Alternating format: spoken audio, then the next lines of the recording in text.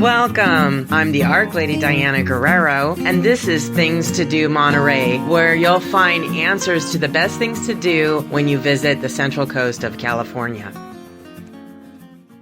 So I'm going to be taking you on a different adventure today. So I want to ask you a question. Where have your travels taken you so far? Let me share a little bit of my journey because it might reflect some of your journeys. I'm a solo woman traveler. I've traveled all over on my own and am always seeking experiences. In fact, that's how I ended up on the Monterey Peninsula. I'm always finding myself out in nature or by the sea, often in or on it. Thinking back over my history and the history of the areas where I grew up and where I am now, and I discovered that there's similarities. First, both my hometown and where I live now are on the seaside. And in my life, it's been a journey of every tragedy is followed by transformation. My friends on the peninsula decided, you know what, you really had a horrible year. So my friends brought me up to the Monterey Bay Peninsula, and I went, wow, why have I never spent any time here? That trip catalyzed something in me, and because I had the time to come and visit, I started coming up. But what ended up happening during that time is I enjoyed the wealth of different experiences that the Monterey Bay Peninsula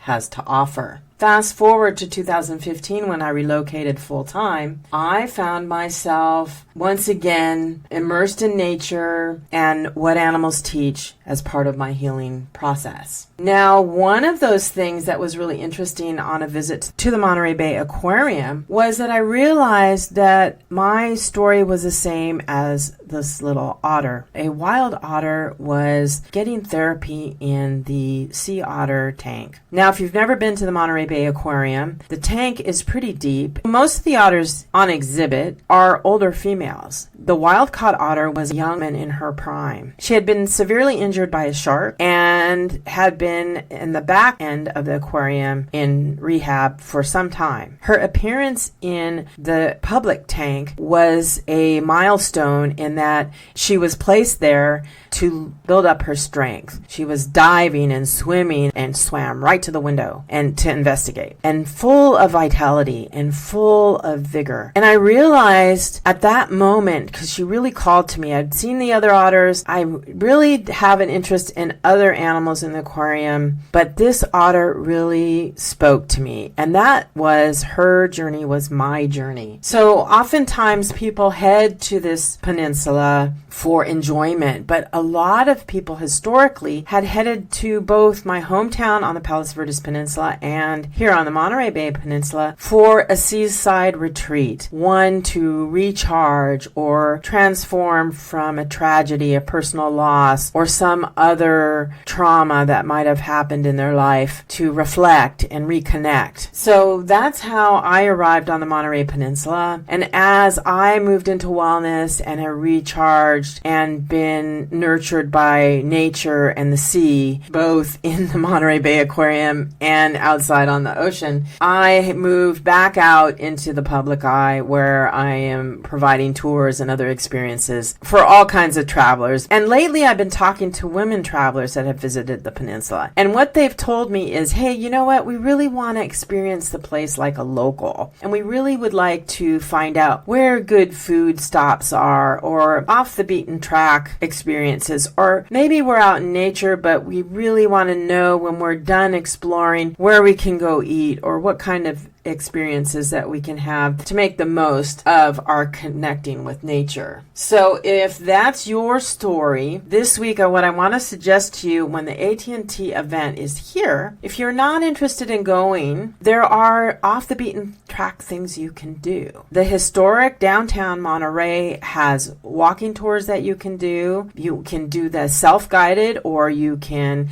connect with someone like me for a private tour. There are art events and art walks. For instance, tonight is the first night in Pacific Grove, California, today being Friday, where you can enjoy live music, open studios, meet the artists, enjoy food, enjoy wine, enjoy celebrate the town after dark. It's an amazing experience. Head over to the wharf. You can have good food and be really close to the historic areas such as the Presidio Museum, the Dolly Museum, and the adobes that are tucked in between some of the best food and art locations on the peninsula. So that's something for you. Hope that's helpful. If you do have a question, I invite you to visit Things to Do Monterey. Look for the bright button if you want to leave me a question. That's it for now. Enjoy your weekend. And one last thing, now that I have your attention, be sure to visit thingstodomonterey.com for additional tips and hints. And don't miss a session. Be sure to subscribe.